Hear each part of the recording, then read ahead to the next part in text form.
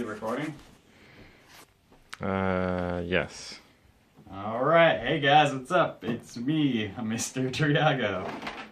So last class we learned a couple of different things. We fooled around, we started our unit electricity, which is unit 3.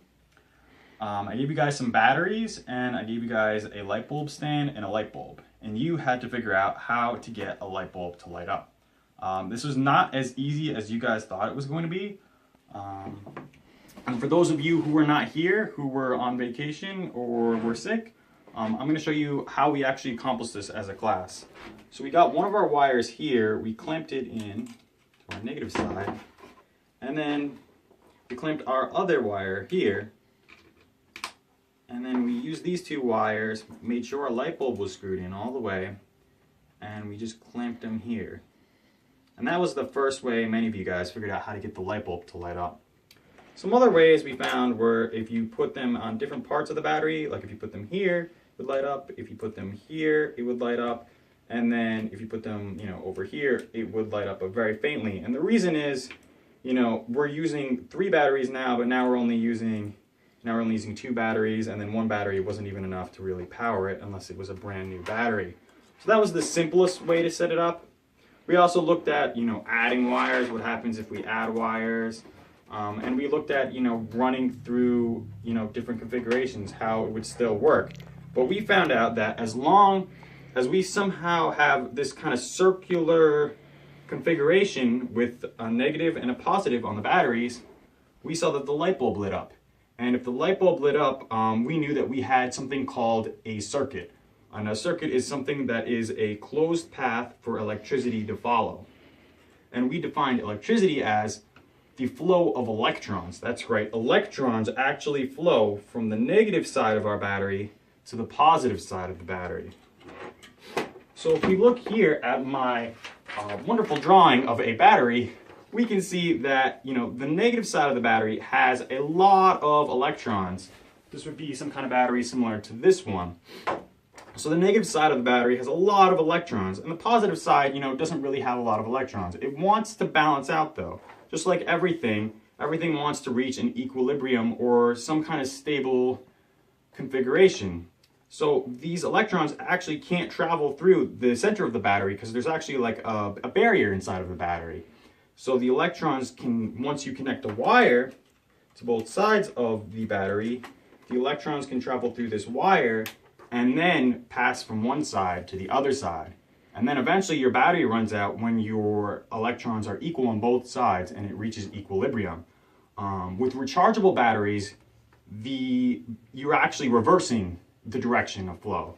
So with a normal one, you have it going from negative to positive, and then if you are recharging your batteries, you're going to move the electrons back over, and then you're going to have a fresh new kind of battery. So that's how that works. But we also looked at last class some things that conducted electricity and some things that didn't conduct electricity. I got my favorite book here, The Joy of Chemistry. I know you guys are a totally fan. And if we plug in, this book in to one side and we plug it into the other side, we probably should see the light bulb light up. But we don't. We see that this is not conducting electricity. And we actually have a word for that. Something that does not conduct electricity is called an insulator. So not all things conduct electricity. I have some various objects over here. This spring, for instance, if we plugged in, would be, as you can see, it lights up, so that means it's a conductor.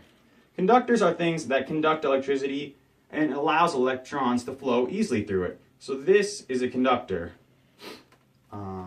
We have some other objects here. Last class we tested a bunch. We had one student ask if aluminum foil would conduct electricity. So we have some here today. And it does. Aluminum foil is a good conductor. So let's put our conductors in kind of one side of the table and our insulators in the other.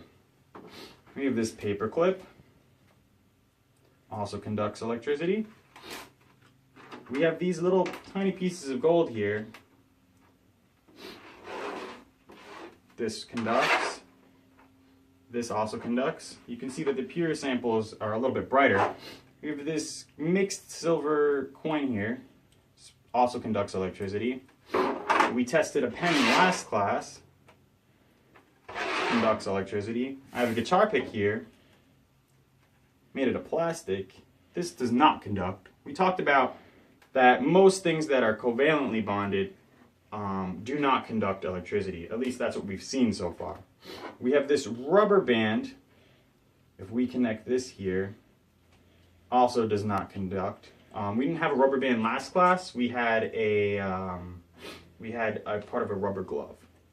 And then we have this rook here, chess piece. It conducts. It even conducts all the way from the top to the bottom. And then we have this glass bottle, which does not conduct. And we have the cork of the bottle, which also does not conduct. Corks actually are inside of light bulbs. We talked about this last class. Corks are one of the best insulators. And cork stops the two wires from inside of the light bulb from touching each other so that you can have a normal working light bulb. Anything else I wanted to talk about? The last thing I wanted to touch upon was some of the different types of light bulbs. I did some more research on LED light bulbs because I thought $50 was a little bit too high for the price of an LED light bulb. This was just reasoning that I came up with last class, but we have the incandescent light bulb. This is the normal light bulb we see every day that we work with in this class. Here's a blown out incandescent light bulb. This is not 60 watts, but a normal one, 60 watts, lasts about 1,000 hours. We have our fluorescent light bulbs, which last around 7,000 to 24,000 hours. These are about 13 to 15 watts, and they have the same brightness as the 60 watt bulbs. So here's a fluorescent light bulb. And we have these LED light bulbs. This is the real cutting edge technology right now. The LED light bulb is just as bright as this 60 watt bulb, but it's only using 12 watts. And these last around 35,000 to 50,000 hours, so much longer than these other light bulbs. The LED light bulbs I found more recently, and I was informed that they're around $2.50. The fluorescent light bulbs are around 89 cents, and our incandescent light bulbs are about 45 cents to 66 cents. So these LED light bulbs still kind of very expensive at $2.50. Our fluorescent light bulbs a little bit cheaper, and then our incandescent light bulbs are still the cheapest.